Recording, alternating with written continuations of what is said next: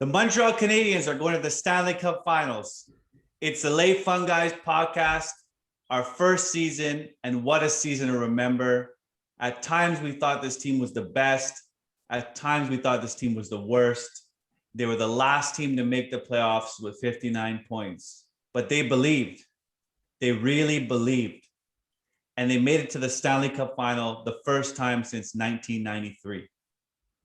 28 long years, Samir. What an exciting time to be in the city, to be a Montreal Canadiens fan, to be anywhere in the world and a Montreal Canadiens fan. It's just to see Lekkonen make that goal. I had correctly predicted it. And, a guy underappreciated. It just shows you this team. It's so deep. Resilient bunch. Every player plays the role, and it couldn't have happened to a better group. They beat a more talented team. They wanted it more, and I just can't believe we're going to be seeing them in the finals. 28 years later, we went through Brian Savage, we went through Mark Recchi, we went through Jocelyn Thibault, Camilleri, all these players, all these playoff frustrations. A great reset a couple years ago, where we didn't know what would happen, and Carey Price even said we wouldn't be here if we didn't believe. They had to, being down 3-1 to the Leafs. They were an overtime goal away from being gone. Thank you, Galchenyuk, for bringing us in this position. Thank you for the entire team. I'm just so happy, so excited, and I can't wait till Monday night. Mark, it's super exciting times for all of us. I just want to take this moment just to celebrate and Mark recognized this achievement. I mean, getting to the Stanley Cup Finals is no easy task. And now they're 4 games away from taking it all.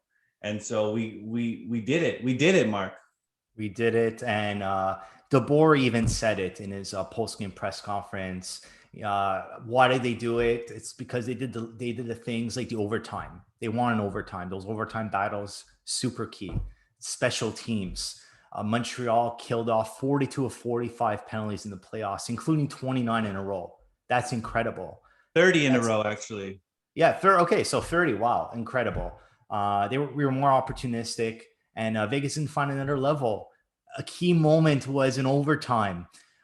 It was truly meant to be. I was freaking out when the puck hit Leonard's pad, and then they didn't call it ice. They called it icing, and it wasn't. They didn't even go to face off to center ice. And you're like, oh, Zeal, it's over. And then Pacioretty on that breakaway, Price stoned him. And then seconds later, Lekkonen buries it, pass from Danault.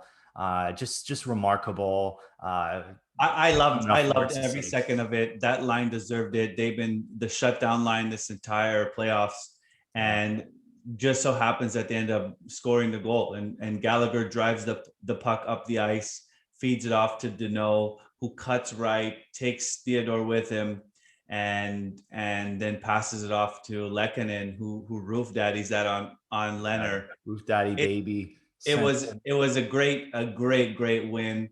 I was jumping out of my seat. I mean, this whole team put it together. I mean, starting from the goaltending, right? Carey Price has been phenomenal. He's going to have to continue to play at this level. And then the rest of the team is bought in. They're playing a full, complete team game. And that's something we haven't seen, I think, in the last decade. And so it's pretty crazy to see. And then on top of that, you're like you said, special teams has been such an amazing part of this run. Penalty kill has been solid. Power play, they're scoring. They were 1 for 3 last night. Since game 5 of Toronto, this is a completely different team. And what's crazy is that we were underdogs against Toronto. We won. Underdogs against the Jets. We won. Vegas, we are plus 375, which according to ESPN, it's the biggest upset since 1990 over Colorado over Detroit and Minnesota over Edmonton in 91. So no one really believed in the Habs, but the guys in the room believed, and they deserve this the most. It's too bad Ducharme couldn't be there also. I heard he was in the locker room on Zoom or Skype or whatever, but just fantastic. They just need to push, and it's going to be a tough test also in the finals. We're going to have either Tampa or Islanders. Game 7 is tonight. Who 8 do you prefer, p.m. Samir? It's an 8 p.m. start. Honestly, I don't think it really matters. I think the fact that we're in the dance, anything can happen. I've changed my mind about that statement. Marc Bergevin's famous line, "Once you get it, anything happen." That's exactly what we saw this year. Um, Tampa is a rock solid team, and the Islanders have heart. So it's going to be a tough matchup no matter what. So one big thing, Kucherov's availability tonight is uncertain. He didn't participate in the optional skate.